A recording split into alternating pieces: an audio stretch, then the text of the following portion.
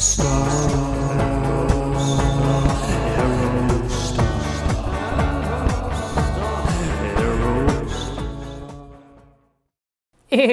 welcome back to Janky AF and Year of the Aerostar, episode number 86, where we come to you again from a remote location. And we have this beautiful brown background, and I have this beautiful black t-shirt. But unfortunately, because we're in a remote location, I did not bring the correct color t-shirt. So this Aerostar is neither black nor brown, two fantastic colors for the Aerostar.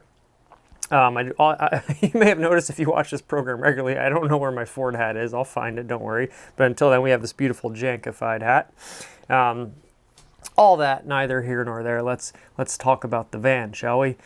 Here we have a 1996 Ford Aerostar, listed for just $1,000, my favorite price to pay for a vehicle. I love $1,000 right on the head. I bought my 1995 Buick LeSabre for $1,000, and we're certainly in it for a bit more than that now. But it's a good starting price. You know, back in the day, so $1,000, you could buy a running, driving car for $1,000, and that was sort of the bottom of the barrel. Now, way back in the day, it was like $600-700. So my buddy G6 got a Chevy S10 for like, I think $600 or $700, and it came with a plow. He sold the plow for a couple $100, and it was like a $400 running, driving car. Now, not necessarily running and driving well, but it got him from A to B, you know. As I saw on a listing one time, my favorite, you know, as I say about Year of the Aerostar in a brief tirade here, it's just as much a commentary on the nature of classified listings for vehicles as it is a commentary about Ford Aerostars. My favorite listing line of all time, I think, said, "It'll get you from A to B, just don't try to go to point C." And that was like, said all you need to say. This is a fantastic Aerostar. First off, let's get to the basics. I love the color combination. I actually love this picture. You know, it just looks like a beautiful day here. And I didn't even say where this is listed. This is listed in Shalakta, Pennsylvania. I apologize if I'm not pronouncing that correctly, but Shalakta is just really rolls off the tongue. Shalakta. I'll meet you in Shalakta. A lot of good Pennsylvania town names. A lot of Aerostars in Pennsylvania and Ohio. Now, I am searching in a little radius around upstate New York, but I find far more Aerostars in Ohio and Pennsylvania than I do in New York State. Neither here nor there. Perhaps it's the rust. So, Shalakta, Pennsylvania, $1,000 Ford Aerostar. How do you beat that? Beautiful dark blue over silver combination, 96, so the penultimate year. And as you can see by this little badge here, we have a special edition because this is the electronic four-wheel drive. So four-wheel drive extended Aerostar, that's kind of what I would like my next Aerostar to be if I can find one. And this would certainly be a good one to get for a multitude of reasons. But let's you know, address some of the issues before we get into the positives. So, seller's description: 96 Ford Aerostar van, runs but will need work. No battery and the tires are flat. Will probably need towed away. $1,000 or best offer. Nice work van. It certainly would be a nice work van. It'd be a nice van for just about anything, work or leisure. You know, that's the beauty of the Aerostar. It's dual purpose. It's equally capable as a work vehicle or as a pleasure vehicle. Now, it runs, but it has no battery and the tires are flat. So apparently with a battery it would turn over or it would start, but we don't really have a way of verifying that. I always love when you know, you see some listings where it's like, runs perfect, needs nothing, like, you know, has no transmission.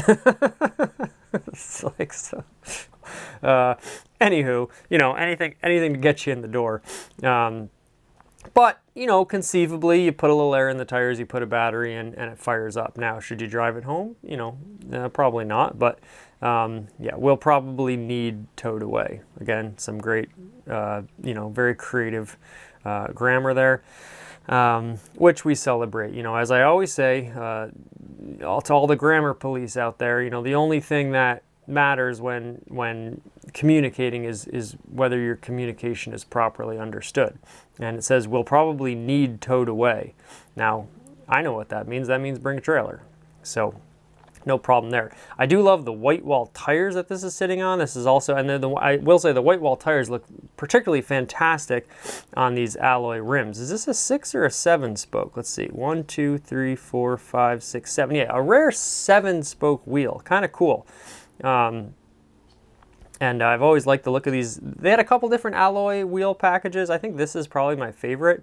There was another one which is kind of like, almost looks like a little bit like the Corvette salad shooter spinner wheels. But I think this nice 7 spoke, you know, just a round wheel, looks very, very nice. It looks quite dignified, and with the white wall tires especially. So you got a really nice sort of starting package here. Now, only 3 pictures, a little disappointing. Not bad pictures. You get your profile, you get your front shot. I do love a front shot. And I've really, navy blue has really started to grow on me just for a lot of reasons, but I do like the fact that this is a 2-tone with your silver bumpers, and you have chrome on your headlight bezels and your grille surround. Sometimes on the cargo vans it's just sort of like blacked out. So overall, and of course your dark gray grille with your light gray bumpers looks very nice. And it's funny because in episode 83, the one that we looked at right in my backyard, it was 2-tone, but the bumpers were like this, you know, even though the bottom color was silver, these bumpers were like almost like a dark purplish, which was very strange. This I like because the bumpers and sort of the 2-tone color on your rockers, your secondary color, is all the same. So you have this nice linear line going throughout the entire bottom of the vehicle. Breaks it up perfectly, looks very nice. It does look like this has gotten quite a bit of sun here. Maybe we have a little bit higher resolution to read this. Beautiful electronic 4-wheel drive. I love the badging of it. I love like the, you know, sort of 80s futurism. It's very, you know, reminds me of the arcade, like Pac-Man or something like that. You do also have a beautiful little, you know, like 3-dimensional pinstripe here, a little body accent line that runs the entire length of the vehicle. So many horizontal lines going on. Your 2-tone line, your bumper lines, your sort of 3-dimensional body line here, and then you have, of course, your beautiful final horizontal line on at least below the windows that runs all the way down, and then just has this beautiful, just lovely sweeping bend that runs all the way down to your headlight. I love this little bend here. As I've talked about, the Aerostar is very angular and very like boxy in a way, and yet if you look close enough, you'll find that it actually has some beautiful sort of organic curved lines to it. I like the rain guards. I like the roof rack. It actually looks like your window seals for how much sun damage this has. And I shouldn't say damage really, patina, a little bit of rust going on there. You probably want to address that before it gets into the, you know, windshield area. Quite a bit of rust on your window wipers, excuse me, and some patina on your front hood. But I gotta say, for all that, the seals on the windows actually look quite decent. Now, a lot of times you'll see a big beads of caulk around these, trying to seal them in. That's normal. It looks like this was potentially stored outside, which, judging by the giant holes in the ground and the flat tires, that probably hasn't moved from this location in a while. Now, you do have a pretty ample amount of, you know, rocker panel rust going on, so you'd really want to look at the frame on this one and see if it's spread to that. But, you know, there's plenty of cars out there whose the rockers are kind of gone, but the frame's still good. And again, for $1,000, you definitely have a little wiggle room here in terms of negotiation, but not a ton, because if it is, you know, 95,000 miles, so under 100,000 miles, this would be just a perfect project Aerostar. If you really wanted to get your hands dirty, if you wanted a wrench, and you wanted to get in at a low price point, you're getting kind of the creme de la creme, like the extended all-wheel drive. It's sort of a late model in terms of the run, so it's got the sort of updated interior, a little bit more modern than, you know, your 80s Aerostars. So it's got a lot going for it, I will say. It's 96 now, so you still have the amber in the turn lights in your rear light cluster here. Now in the 97s, famously, this amber was gone. It was just 2 little white bars on the bottom for reverse, and then and I actually don't know on the 97s where your turn signal was. You know, because this is lit up in amber, I don't know if it just came out of the red or what. It's you know, even I, who spend copious amounts of time looking and thinking about the Ford Aerostar, there's still some questions I have, and that's the beauty of any sort of passion or hobby. is that you're never done learning. And that's a little sort of bit of wisdom the Ford Aerostar can offer us in this particular situation. My main critique is that I want interior pictures. You know, the exterior condition, fine, but the interior condition, like, it's almost easier to, even if you're cutting out metal and replacing it, painting it, repairing an interior is really, really hard to do, because it's hard to get like the exact materials to make the seats look completely stock. So if you can find one that's like pretty ratty on the outside but is like really clean on the inside, you know, your headliner's good, your seats are good, there's not a ton of dirt and grime and dust and grease that's sort of like perforated the interior and coated it, then it adds a lot to the equation, quite honestly, if you're really looking to restore one of these or make it, you know, halfway decent. But certainly on this one, I think, you know, a little mechanical TLC, who knows how long it's not been running for. Fluids, make sure your brakes are working, you know, make sure it's not shuddering when you're driving it down the road, all those things. You know, an average car, I think I read, and this is years ago, has 10,000 working parts. So a lot can go wrong on a vehicle.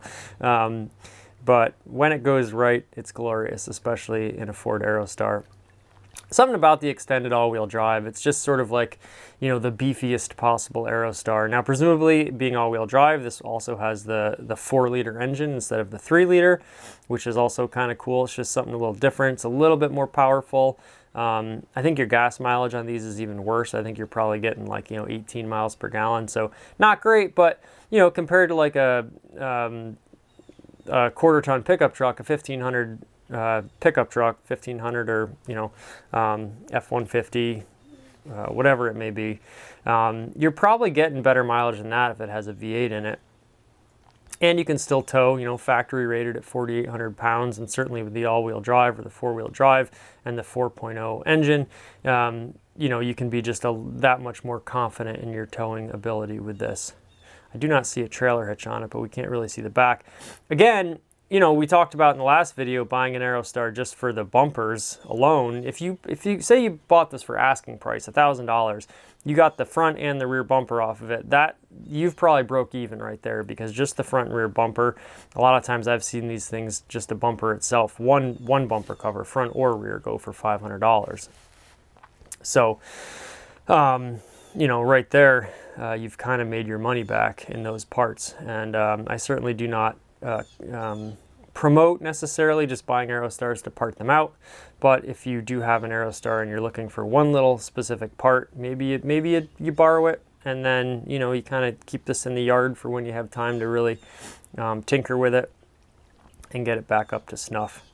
I do love these rain guards, and I will say for kind of like, there's a lot of like automotive gimmicks out there, but the rain guard actually does work quite well. You know, if you've ever been in a car when it's raining and you just like, especially with someone who's a smoker and they want to, you know, enjoy a dart, as the Canadians call them, while they're driving and it's raining out. I mean, it kind of seems to, honestly, they're just made for people who want to smoke cigarettes in their cars when it's raining.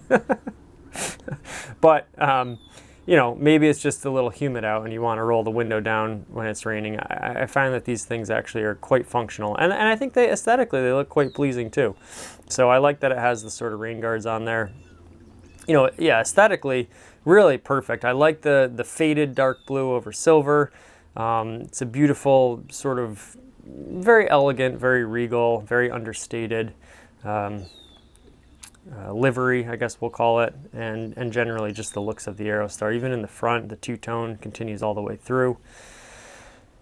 I love the front, the face of the Aerostar. I wish it was like perfectly head-on, but you know, aside from lack of interior pictures, you know, fairly well documented. Now we don't see, I guess we do see all four corners of it. Maybe we don't see the rear. Maybe there's a crack in the rear of the bumper that we can't see, but usually when the sides are intact, the actual middle of the rear will be fairly well intact too. So just gorgeous, just really beautiful, sitting there in the bright sunshine. Again, you know, we'll probably need towed away, but go get yourself a trailer, haul this thing on, bring it home, and see what you got, you know. So if you're near Shalakta, Pennsylvania, I'd say it's well worth a look. And boy, you know, again, bemoaning the fact that there's no interior pictures to look at, and this is all we have. But, you know, as Jay Leno says, you know, a car that you could just sit in the garage with a glass of wine and stare at. To me, the Ford Aerostar definitely falls into that category. And yeah, just quite stunning. I really would like a four-wheel drive Aerostar. I really would like to experience, you know, what that transfer case offers, how it drives, experience it, you know, maybe put some nice grippy tires on it, and you're really, really confident going down the road in any weather situation. Now, it'd be kind of cool to make this just a winter beater as it's already rusted out underneath, but anytime I buy an Aerostar, I try to keep it in tip-top condition. I try not to drive it in any inclement weather, salt or anything like that, any winter conditions, because if they've been preserved as well as they have, you really don't want to make it any worse. So there you have it, a 96 Aerostar. This one just popped up in Chillicothe, Pennsylvania. I can't stop saying that. And it's just fantastic. So I'm going to keep staring at it. We'll wind through the pictures one more time here. I'm guessing it probably has, it doesn't give me an interior color, just says exterior color blue. I'm guessing it probably has a gray or maybe a two-tone blue interior. Now in 96, 97, they started to get a little bit more conservative with their interior colors. 93, 94 is when you had the bright red interior. You had some of the blue, gray and blue sort of two-tone color patterns for the inside. You can just get a tiny little hint at these beautiful seats in there with their big puffy built-in headrest cushions. A really, really great sort of Aerostar project that you could, you know, get in for at a super low price, as I've said, and then, you know, just use your sweat equity to make it into a running and driving beautiful machine. You know, under 100,000 miles, so very, very low mileage for a car of this age. And it could provide, you know, either as a work vehicle, as they say in the description, could make you some money, or it could, you know, take you out for ice cream with the whole gang, and everybody be happy eating their ice cream. So there you have it. Boy, thank you everyone who has watched and commented. The last one, you know, that I did just for the bumpers, that one got a good amount of attention, so I do appreciate that. Thought that was a little bit of a novel episode. We're marching towards 100 episodes, and we'll have to do something special for 100. I don't know what I'm going to find out there, but it seems like whenever I hit a milestone number, something really cool pops up, so hopefully that's the case. And we'll have another one very soon for you. Enjoy your weekend out there, as this is dropping on a Friday.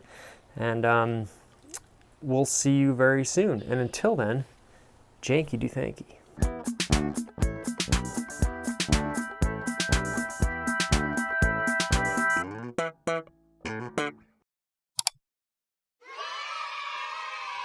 One small step for man, one giant leap for mankind.